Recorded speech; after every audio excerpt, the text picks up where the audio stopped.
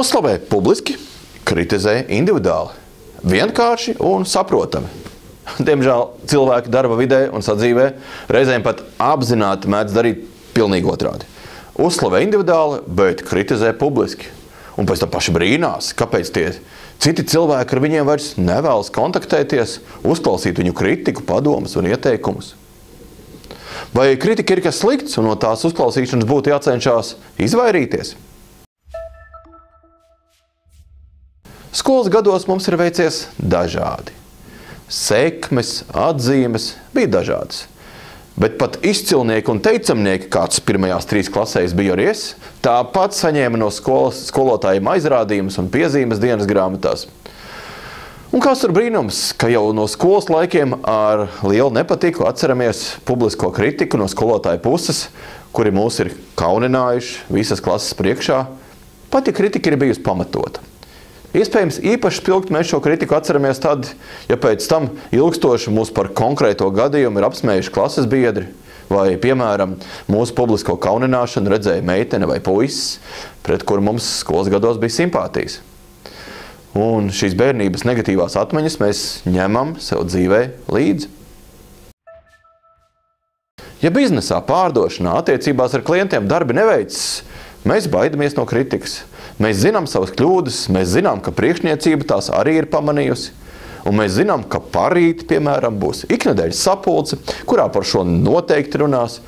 Un mēs tik ļoti uztraucamies, ka iespējams 2 naktis pirms sapulces tā īsti nespējam normāli vispār aizmigt, vai sapņos murgojam par šo sapulci. Arī, ja ikdienas darbos esam pamēģinājuši kaut ko jaunu un nezināmu, tā sakot uz savu galvu, tomēr tas īsti labi nav izdevies, un pēc tam esam par to saņēmuši publisku un sāpīgu nosodījumu, kritiku. Saprotams, ka uz priekšdienām mēs labprātāk dosim priekšroku pasivitātei, klusēšanai. Nevis riskēsim rīkoties un pēc tam saņemt kritiku. Kāpēc cilvēki tik ļoti baidās no kritikas?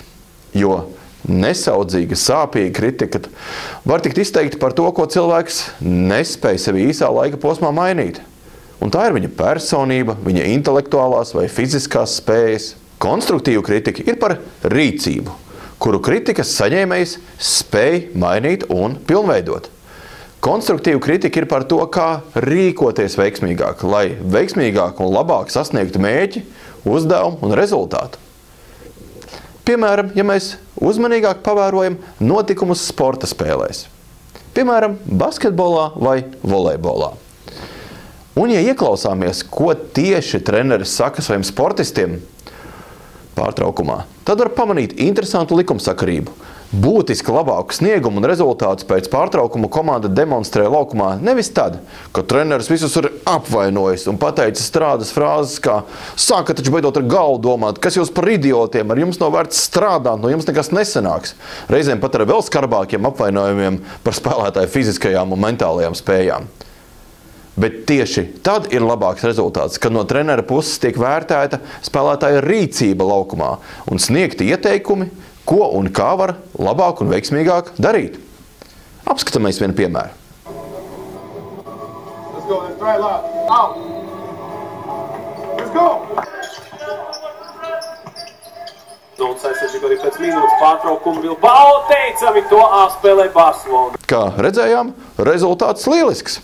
Teicami izspēlēta kombinācija un efektīvā veidā gūt 2 punkti.